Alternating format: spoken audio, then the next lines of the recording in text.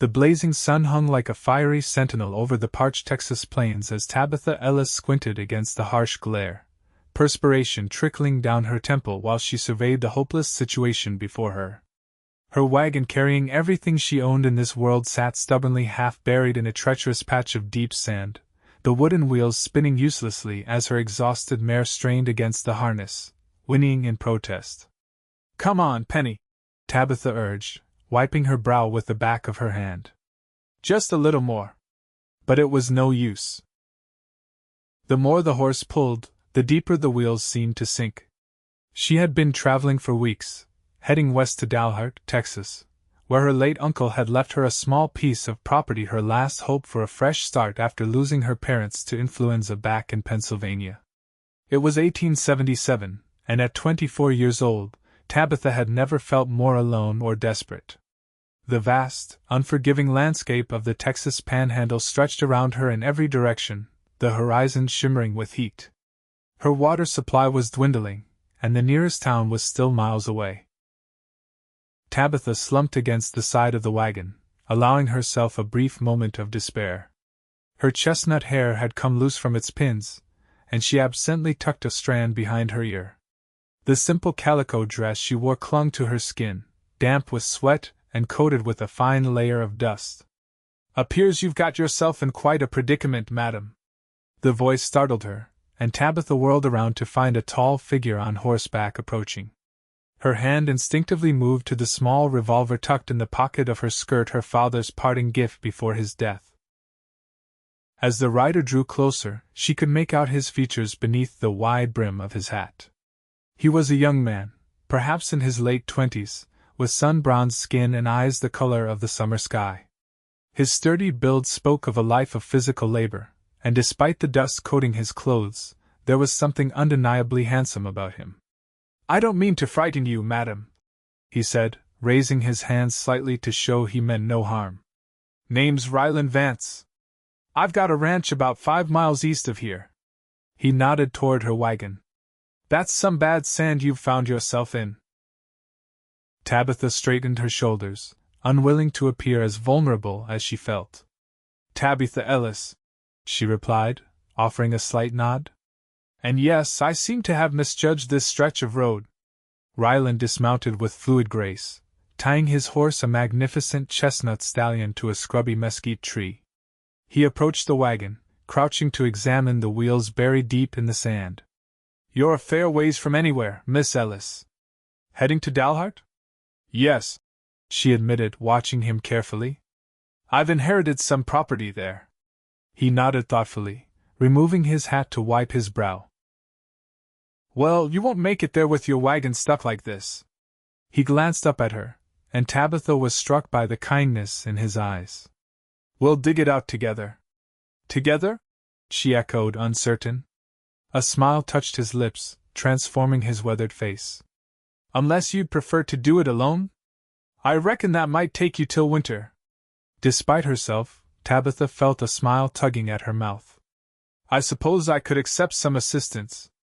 Rylan returned to his horse and retrieved a shovel from his saddlebag. "First thing we need to do is unload some of the weight.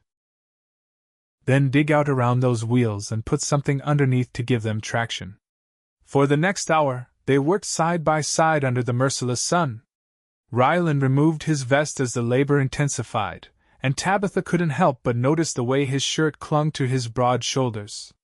He worked methodically, pausing occasionally to offer her water from his canteen or to check on her mare, speaking to the animal in gentle tones that seemed to calm the exhausted horse. "You've traveled far?" he asked as they cleared sand from around the rear wheel. Tabitha nodded, wiping sweat from her face with her sleeve. "From Pennsylvania. My parents passed last winter, and there was nothing left for me there." Rylan's expression softened. "I'm sorry for your loss." "Thank you." She didn't elaborate, and he didn't press.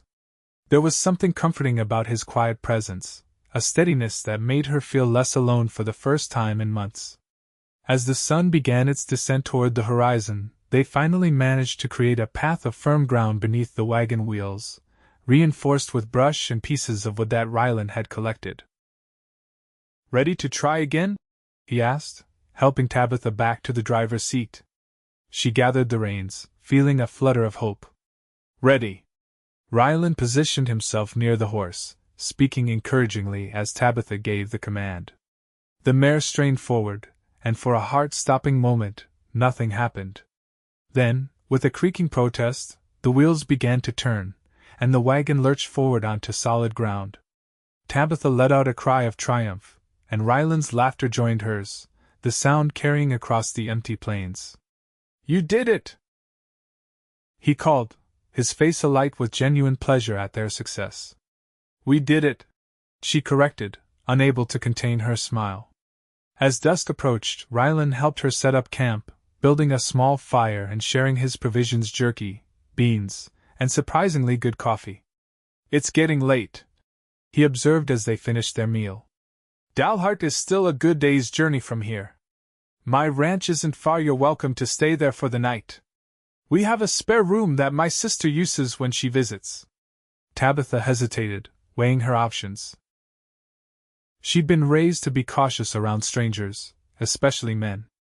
But something about Rylan's straightforward manner inspired trust, and the thought of a rail bed after weeks on the trail was tempting.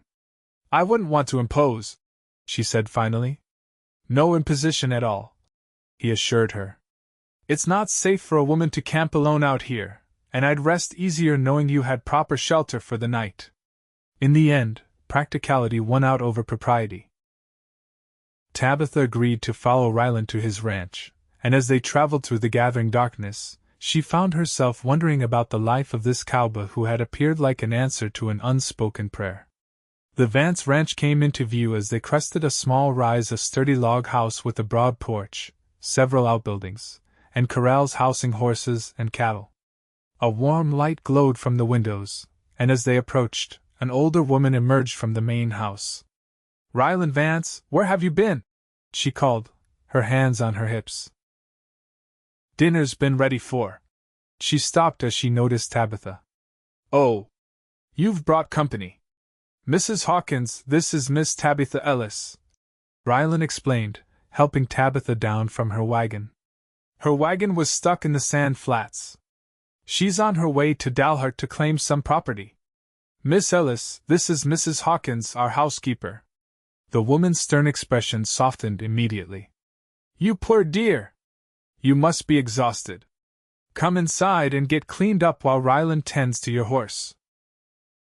Before she could protest, Tabitha found herself ushered into the house, which was warm and inviting despite its simple furnishings.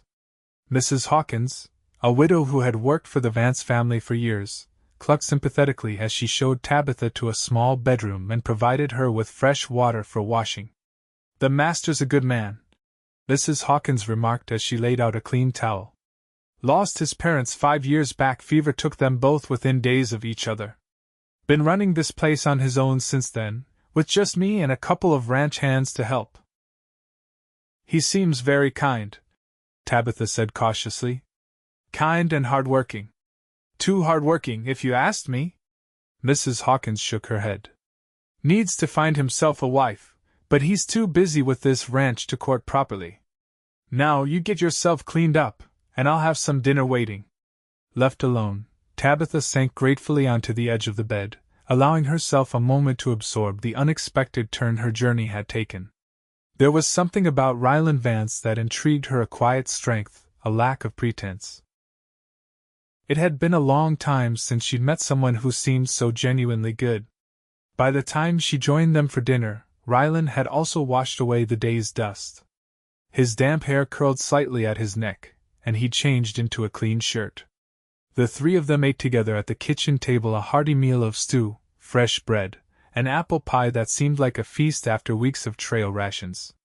"So what property are you claiming in Dalhart?" Rylan asked as they ate. "My uncle owned a small shop there," Tabitha explained. "A general store, I believe. He never married, and when he passed, he left it to me. I'm not entirely sure what condition it's in. We hadn't heard from him in several years." "Nathaniel Ellis?" Rylan looked up sharply. "Was that your uncle?" Tabitha nodded, surprised. "You knew him?" Everyone in these parts knew Nate Ellis. Good man, fair businessman. Rylan hesitated. But Miss Ellis, I should tell you that store burned down about 8 months ago, just before your uncle passed. There's nothing left but the lot and some charred timbers. The news hit Tabitha like a physical blow. The store had been her only hope, her sole plan for survival. I didn't know, she managed, setting down her fork. Mrs. Hawkins shot Rylan a reproachful look. Perhaps that could have waited until after dinner. No, Tabitha said quickly. I appreciate honesty, even when it's difficult to hear. She took a deep breath, mind racing. I suppose I'll need to find work in Dalhart then. Work's scarce there since the cattle drive routes changed, Rylan said gently. Most folks are just getting by. Tabitha stared down at her plate, trying to hide her dismay. Her small savings wouldn't last long, and the prospect of being stranded in an unfamiliar town with no resources was terrifying. You know, Rylan said after a moment, I've been thinking about expanding the vegetable garden here, maybe adding some fruit trees. Mrs. Hawkins has been after me about it for months, but I don't know the first thing about that sort of cultivation. You wouldn't happen to have any experience with gardening, would you? Tabitha looked up, catching a gleam of something in his eyes, compassion, perhaps, but carefully masked as practical interest. As a matter of fact, I do, she replied, remembering the extensive gardens her mother had maintained back in Pennsylvania. We grew much of our own food, and my mother was particularly skilled with medicinal herbs. Mrs. Hawkins perked up visibly. Is that so? Well, isn't that fortunate? Indeed, Rylan agreed, his expression carefully neutral. Miss Ellis, I don't mean to be forward, but if you're interested, I could offer you employment here. Room and board plus a fair wage, in exchange for establishing gardens and perhaps helping Mrs. Hawkins with some of the household duties. Just until you decide what you want to do about your property in Dalhart. Tabitha studied him, trying to determine if there was an ulterior motive behind the offer. But his face revealed nothing beyond sincere concern. That's very generous, Mr. Vance, she said slowly. But I wouldn't want charity. It's not charity if you're working, he pointed out. And believe me, there's plenty of work to go around here. He's not wrong about that, Mrs. Hawkins added. This place could use a woman's touch, and I'm not getting any younger. Tabitha considered her options, which were admittedly limited. She could continue to Dalhart and face uncertainty, or she could accept this unexpected opportunity, at least temporarily. All right, she decided. I accept your offer, Mr. Vance. Though I should warn you that I expect to be treated as an employee, not a guest.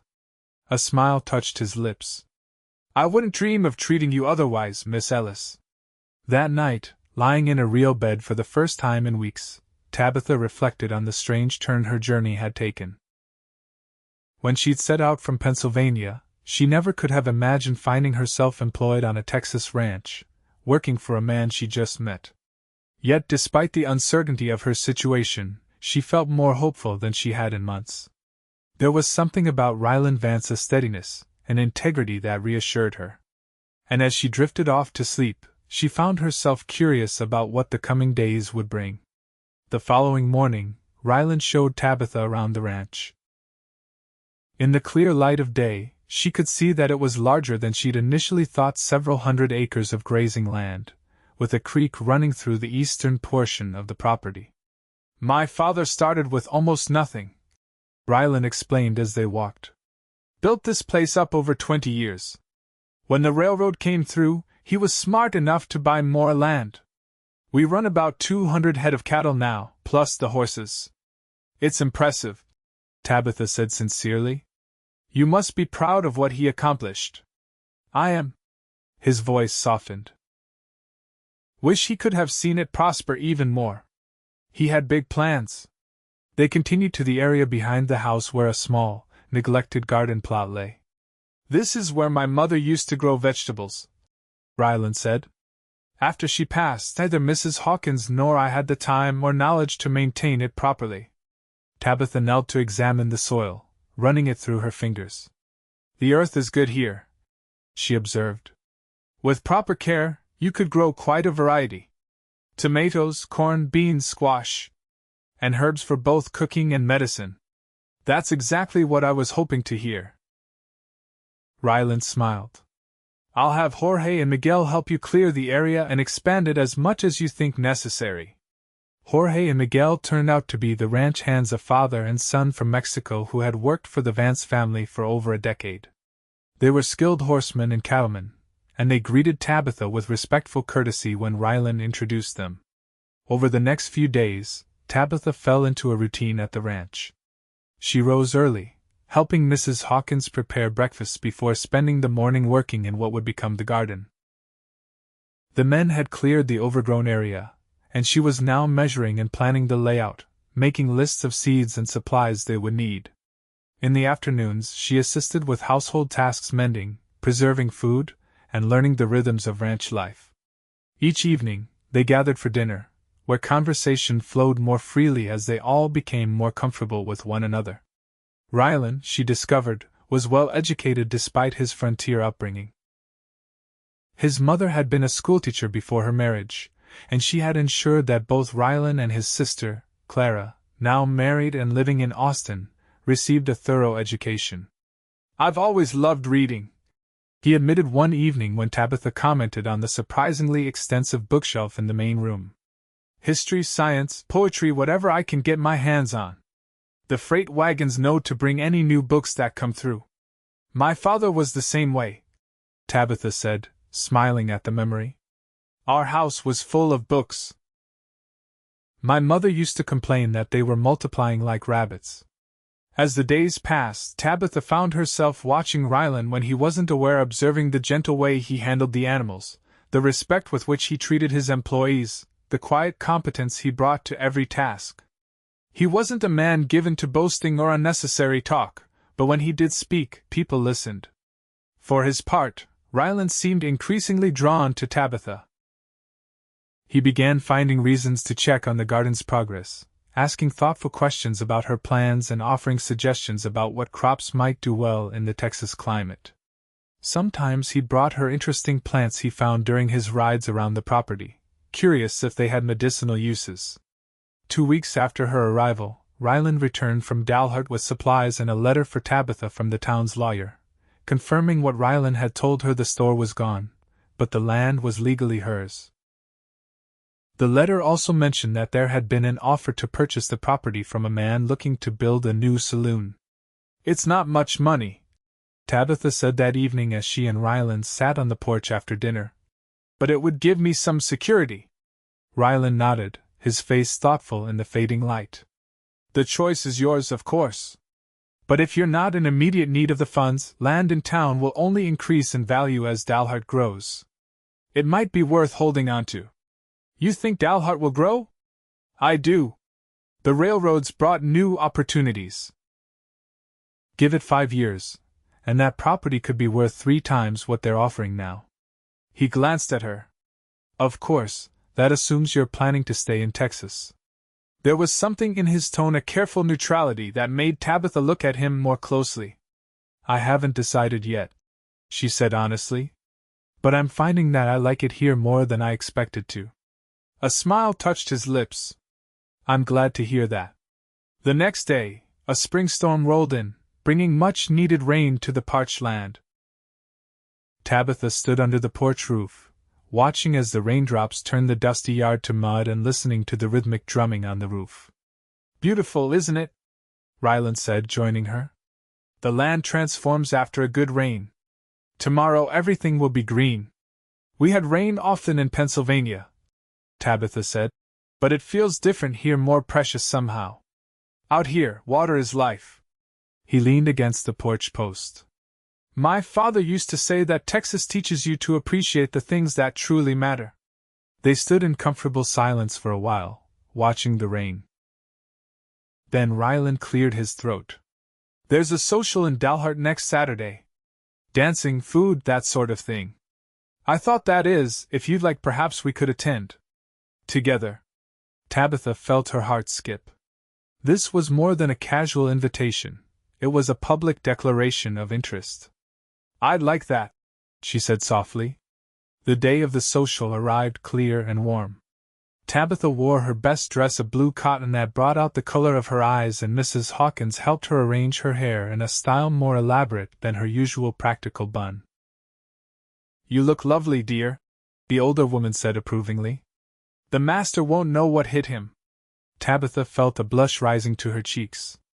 "Mrs. Hawkins, it's just a social," the housekeeper snorted. "I've known that boy since he was knee-high to a grasshopper. I've never seen him look at anyone the way he looks at you."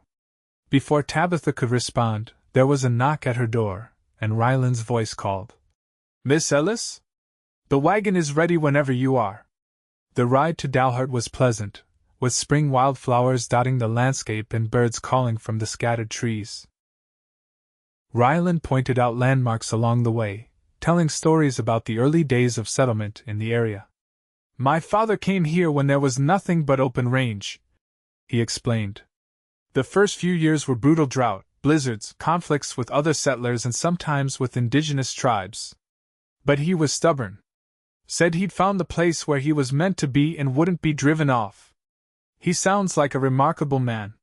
"He was." Rylan smiled. "I think he would have liked you." The social was held in Dalhart's newly constructed town hall, a simple but sturdy building with a wooden floor perfect for dancing. Nearly everyone in town and from the surrounding ranches had turned out, and the atmosphere was festive, with lanterns hanging from the rafters and tables laden with food brought by the attendees.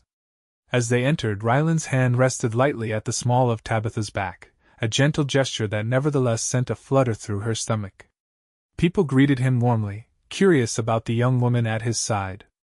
"Is that Nate Ellis's niece?" she heard one woman whisper to another. "Well, no wonder Rylan Vance has finally shown an interest in courting." Tabitha pretended not to hear, but she couldn't help the warmth that spread through her at the idea that others saw Rylan's intentions as serious. The evening was a whirl of introductions, conversation, and dancing. Rylan proved to be a surprisingly graceful dancer, guiding her confidently through waltzes and reels. During one particularly lively number, he pulled her slightly closer than was strictly proper, and Tabitha found herself looking up into eyes that held unmistakable admiration. "You're beautiful when you smile," he said, his voice low enough that only she could hear.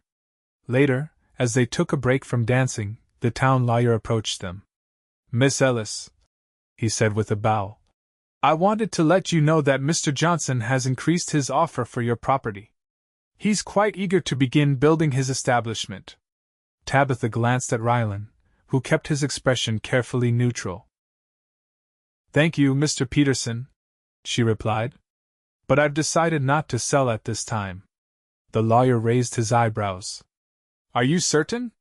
It's a very generous offer, and it's not as if you can rebuild the store yourself." "Perhaps not immediately," Tabitha said, "but I believe the land will serve me better in the future if I retain ownership." After the lawyer departed, Rylan gave her a questioning look. "You're staying then?" "It seems I am." She met his gaze steadily. "I find I'm not ready to leave Texas just yet." The smile that spread across his face was like sunrise breaking over the plains. "I'm very glad to hear it." As the evening wound down, they stepped outside for a breath of fresh air. The stars blazed overhead, more brilliant than Tabitha had ever seen them back east. "I never tire of this view," Rylan said, following her gaze upward. "Makes a man feel small, but in a good way." "It's humbling," Tabitha agreed. "A reminder that our troubles are temporary in the grand scheme of things." He turned to face her, his expression serious now. "Tabitha, Miss Ellis, I want you to know that my offer of employment was sincere. You've already made improvements to the ranch that I never could have managed. But," she waited, her heart beating faster, "but I find myself hoping that you might consider staying for reasons beyond employment." He took a deep breath. "I know it hasn't been long, but I've come to care for you a great deal." Tabitha felt a surge of emotion, fear mingled with joy. "Mr. Vance, Rylan, I care for you as well. But I've been independent for so long, and I'm not sure I know how to be anything else." He reached for her hand, his touch gentle. I would never ask you to be less than who you are. Your strength, your determination, they're part of what draws me to you. I'm not asking for promises tonight. Just possibility. She looked up at him, this man who had appeared in her life when she needed him most, who had offered help without expectation, who looked at her as if she were something precious. I think, she said softly, that possibility is something I can offer. The journey back to the ranch was quieter, a comfortable silence settling between them as they each contemplated the shift in their relationship. When they arrived, Rylan helped her down from the wagon, his hands lingering at her waist a moment longer than necessary. Thank you for accompanying me tonight, he said formally, though his eyes held warmth that belied his proper tone. Thank you for asking me, she replied. For a breathless moment she thought he might kiss her, but instead, he lifted her hand and pressed his lips gently to her knuckles. Good night, Tabitha. Good night, Rylan. As spring blossomed into summer, the garden flourished under Tabitha's care. Rows of vegetables thrived in the Texas sun, and she had begun cultivating herbs and medicinal plants as well. Mrs. Hawkins was delighted with the fresh produce, incorporating it into their daily meals with enthusiasm. Rylan and Tabitha fell into a new pattern, still professional during the day, but with evenings spent in growing intimacy. They would sit on the porch after dinner, talking about books, sharing stories from their pasts, and sometimes simply enjoying the peaceful sounds of the night. One evening in late June, as they watched a spectacular sunset paint the sky in shades of gold and crimson, Rylan turned to her with an unusually serious expression. There's something I've been meaning to show you, he said. If you're willing to ride out with me tomorrow morning? Of course, Tabitha agreed, curious. The next day, they set out on horseback just after sunrise. Tabitha had become a competent rider over the past months, though she still preferred her gentle mare, Penny, to the more spirited horses that Rylan favored. He led her eastward, following the creek that ran through the property. After about an hour's ride, they crested a small hill, and a valley opened before them. A natural meadow, lush with grass and wildflowers, stretched toward a stand of cottonwood trees that surrounded what appeared to be a small spring. It's beautiful, Tabitha breathed, taking in the peaceful scene. My mother loved this spot, Rylan said as they dismounted near the spring. She used to bring us here for picnics when Clara and I were children. Said it was her own private paradise. The spring bubbled up from the ground, creating a clear pool before flowing away to join the creek. The cottonwoods provided dappled shade, and birdsong filled the air. I can see why she loved it, Tabitha said, trailing her fingers through the cool water. Rylan spread a blanket on the grass and unpacked the lunch that Mrs. Hawkins had prepared for them. As they ate, he seemed preoccupied, and Tabitha wondered what was troubling him. Finally, he set aside his plate and turned to face her. Tabitha, these past months have been the happiest of my life. Having you at the ranch, it's as if something that was missing has finally been found. Her heart quickened at his words, but she remained silent, sensing there was more he wanted to say. I brought you here today because this place has always represented hope and peace to me. And because he reached into his pocket and withdrew a small object. Because I wanted to ask you something important in a place that matters to me. When he opened his hand, a ring lay on his palm, a simple gold band set with a small but perfect diamond. This was my mother's, he said softly. And her mother's before that. I've been carrying it with me for weeks, trying to find the courage and the right moment. He took a deep breath. Tabitha Ellis, I love you. Would you do me the honor of becoming my wife? Tears sprang to Tabitha's eyes as emotion welled up within her. The journey that had begun with a wagon stuck in the sand had led her here, to this moment, with this man who had captured her heart so completely. Yes, she whispered, her voice thick with feeling. Yes, Rylan, I will marry you. His face lit with joy as he slipped the ring onto her finger. Then he cupped her face in his hands and kissed her for the first time, a tender, reverent kiss that held both promise and passion. When they finally broke apart, both breathless, Rylan rested his forehead against hers. I promised to spend every day trying to deserve you," he murmured. Tabitha smiled through her tears. "We'll deserve each other together." News of their engagement spread quickly through the ranch and into Dalhart. Mrs. Hawkins was beside herself with joy, immediately beginning preparations for what she insisted would be a proper wedding, not some hasty frontier affair. Clara, Rylan's sister, arrived from Austin with her husband and 2 young children, eager to meet the woman who had won her brother's heart. She embraced Tabitha warmly, declaring, "I've been praying for years that Rylan would find someone special. I'm so glad it's you." They set the wedding date for September, when the worst of the summer heat would have passed. In the meantime, Tabitha divided her time between her duties at the ranch and preparations for the ceremony. She wrote to the few friends she had left in Pennsylvania, sharing her unexpected happiness, and inviting them to the wedding, though she knew the distance made attendance unlikely. One afternoon in early August, as Tabitha was harvesting vegetables from the now thriving garden, a wagon appeared on the horizon.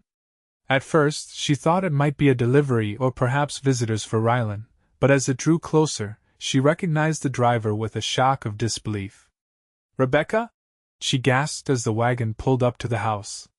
"Rebecca Miller?" The woman on the wagon seat, plump, cheerful, and unmistakably her father's cousin from Philadelphia, beamed down at her. "Tabitha Ellis! Look at you, brown as a nut, and up to your elbows in dirt." She climbed down from the wagon with surprising agility for a woman of her size. "When I got your letter about the wedding, I said to myself, Rebecca, you can't let that girl marry without family present. So here I am." Tabitha threw her arms around her cousin, laughing through sudden tears. "I can't believe you came all this way." "Well, I've always wanted to see the West," Rebecca said, returning the embrace. "And I've brought a surprise for you." She turned toward the wagon, where a trunk was secured in the back. "Your mother's wedding dress. I salvaged it from the house before everything was sold. Thought you might want to wear it." Overwhelmed, Tabitha could only nod, her throat too tight for words. When Rylan returned from working with the cattle that evening, he found the 2 women in the kitchen, heads bent over the dress as they discussed alterations. "Mr. Vance," Rebecca declared after Tabitha had introduced them, "I must say you've chosen well. Our Tabitha is the finest young woman I know." Rylan smiled, his eyes meeting Tabitha's over her cousin's head. "On that, Mrs. Miller, we are in complete agreement."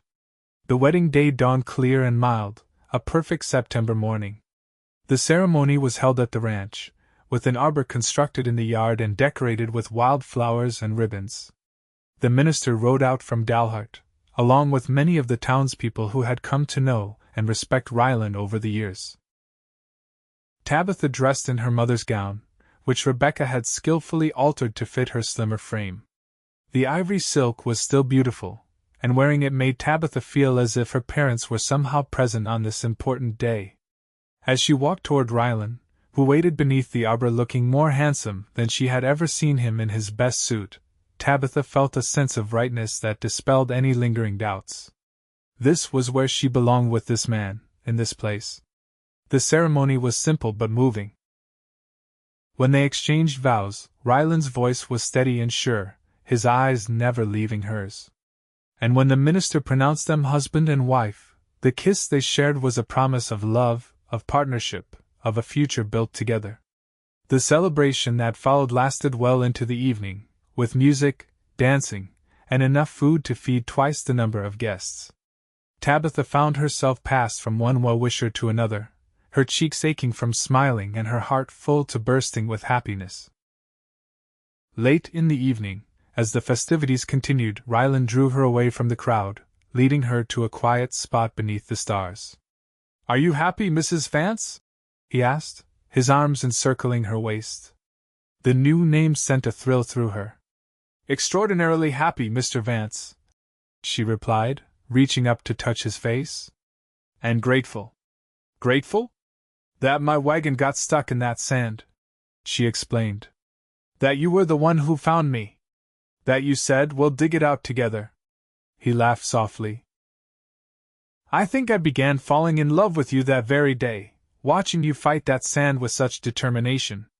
And I think I began falling in love with you when you didn't simply take over and solve my problem, but worked alongside me instead." She rose on tiptoe to kiss him. "It's how I knew you would be a true partner." As autumn turned the landscape to gold and crimson, Tabitha and Rylan settled into married life with surprising ease. They established routines and traditions, learning to balance the demands of the ranch with their desire to spend time together. In the evenings, they often read aloud to each other from Rylan's collection of books, discovering shared favorites and introducing each other to new authors. Tabitha wrote regularly to her cousin Rebecca, who had returned to Philadelphia with stories that she claimed would scandalize the sewing circle for years to come. In her letters, Tabitha described her life as Mrs. Vance, the challenges and joys of ranch living, the beauty of the Texas landscape in different seasons, and the growing depth of her love for her husband. In December, with winter settling over the plains, Tabitha discovered she was expecting a child. She shared the news with Rylan on Christmas morning, presenting him with a tiny pair of knitted booties. His reaction was everything she could have hoped for: joy, wonder, and a tenderness that brought tears to her eyes. That night, as they lay in bed with his hand resting protectively over her still flat stomach, he whispered, "I never knew it was possible to be this happy." Spring brought new life to the ranch calves in the pastures, fresh growth in the gardens, and the fluttering movements of their child that Tabitha began to feel as her body changed. Rylan was solicitous without being overbearing, insisting only that she rest more and delegate some of her more strenuous tasks to others. In early June, nearly a year after Rylan had proposed, they returned to the meadow by the spring for a picnic. The day was warm but not oppressive, with a gentle breeze stirring the cottonwood leaves. "I've been thinking," Rylan said as they lounged on the blanket after their meal. "This place meant so much to my mother, and now it means so much to us. What would you think about building a small house here?" Tabitha looked around at the peaceful setting. "A house? You mean, instead of the main ranch house?" "As a second home," he clarified. "Somewhere we could come for quiet times, or eventually bring our children for holidays. Nothing grand, just a simple place with a porch where we could watch the sunset." The idea appealed to her immediately. "I think it's wonderful," she said, placing his hand on her rounded belly where the baby was particularly active. "And I think someone else agrees." As summer advanced, construction began on the small house in the meadow. Rylan designed it with care: 3 bedrooms, a spacious kitchen and living area, and the promised porch that wrapped around the western and southern sides of the building. Local craftsmen did most of the work, but Rylan insisted on building certain elements himself, including the cradle that would soon hold their firstborn. In late August, with the heat of summer still heavy over the land, Tabitha went into labor. The midwife from Dalhart had been staying at the ranch for the past week, anticipating this moment, and she took charge with calm efficiency. The birth was difficult and lengthy. As the hours passed, Rylan paced outside the bedroom, his face growing more strained with each muffled cry he heard from within. When the midwife finally emerged, wiping her hands on her apron, he braced himself for the worst. "You have a son, Mr. Vance," she announced with a tired smile. "A fine, strong boy. And your wife is asking for you." Rylan found Tabitha pale and exhausted but radiant with a new kind of joy. In her arms, wrapped in a soft blanket, lay a tiny being with a shock of dark hair. "Meet your son," she whispered as he knelt beside the bed. "Thomas Nathaniel Vance." With trembling hands, Rylan accepted the bundle, gazing down at the perfect face of his child. "He's beautiful," he said, his voice thick with emotion. "Just like his mother." Thomas proved to be a good-natured baby, with his father's blue eyes and his mother's determined temperament. As autumn returned to the plains, the 3 of them formed a new family unit, finding their way through sleepless nights and the constant adjustments that a new life requires. The small house in the meadow was completed just before the first frost, and they celebrated with an informal gathering of friends and neighbors. As twilight fell, Tabitha stood on the porch with Thomas sleeping against her shoulder, watching as Rylan bid farewell to the last of their guests. When he joined her, Slipping an arm around her waist, she leaned into his solid warmth. "Do you remember?" she asked softly. "That day by the wagon, when everything seemed hopeless? When I thought I'd lost everything?" "I remember," he said, pressing a kiss to her temple. "You looked like a warrior, all fierce determination even though you were clearly exhausted." She smiled at the memory. "I was so afraid then. So uncertain of the future. I could never have imagined standing here now, with you, with our son. Are you happy with how it turned out?" he asked, a hint of his old uncertainty in his voice. In answer, Tabitha turned within the circle of his arms, careful not to disturb the sleeping baby. "Rylan Vance, loving you has been the greatest adventure of my life." And this, she nodded toward Thomas, then gestured to the house and the land beyond. "This is more than happiness. This is home." His eyes, the same vivid blue that their son had inherited, softened with emotion. "I love you, Tabitha Vance. More today than yesterday, and less than I will tomorrow." As darkness settled fully over the Texas plains, the little family remained on the porch, wrapped in each other's presence, and the peace of knowing they were exactly where they were meant to be. From a wagon stuck in the sand to a life built on love and mutual respect, their journey had only just begun, but already it had brought them treasures beyond measure. In the years that followed, the Vance family flourished along with their ranch. Thomas was joined by a sister, Emma Rose, 2 years later, and eventually by another brother, James Frederick. The children grew up with the freedom of the open spaces, learning the ways of ranch life while also receiving the education that both their parents valued so highly. Tabitha's property in Dalhart eventually did prove valuable, as Rylan had predicted. When the railroad expanded its operations, the lot was in a prime location. They sold it for a sum that allowed them to add modern conveniences to both houses and to establish trust funds for each of their children. Rebecca Miller became a regular visitor, traveling from Philadelphia every other year to spend summers with her Western family. She brought news from back east and returned with stories that, she claimed, made her the most interesting woman in Philadelphia society. As for Tabitha and Rylan, their partnership deepened with each passing year. They faced the inevitable challenges of life together: droughts that threatened the ranch, a fire that destroyed one of the barns, the loss of Mrs. Hawkins to old age, and the pain of watching their children experience their own hardships as they grew. But through it all, they remained each other's steadfast support, their love growing stronger for having been tested. In quiet moments, they often reminded each other of that fateful day when a stuck wagon and a chance encounter had changed the course of their lives.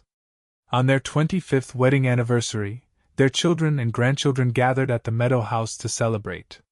As dusk fell, Tabitha found herself once again on the porch with Rylan, watching as the younger generations played in the meadow below. "Do you ever wonder," she asked, her head resting on his shoulder, "what would have happened if you hadn't ridden by that day? If we had never met?" Rylan's arm tightened around her waist. "I prefer not to think about it," he admitted. "But I do believe that some things are meant to be. We might have found each other some other way." Tabitha smiled, thinking of the long, rich life they had built together. "Perhaps. But I'm glad it happened as it did. I'm glad you said those words that changed everything. We'll dig it out together," he quoted, a smile in his voice. "Yes," she said, turning to look into the face she had loved for a quarter of a century. "Together. The most beautiful word in the language." As night fell over the Texas plains, stars appearing like diamonds scattered across the velvet sky, Rylan Vance kissed his wife with all the tenderness of their first embrace and all the depth of feeling that 25 years of shared life had created between them. And Tabitha, who had once been a frightened young woman with a wagon stuck in the sand, returned his kiss with the certainty that comes from having found, against all odds, exactly where and with whom she belonged.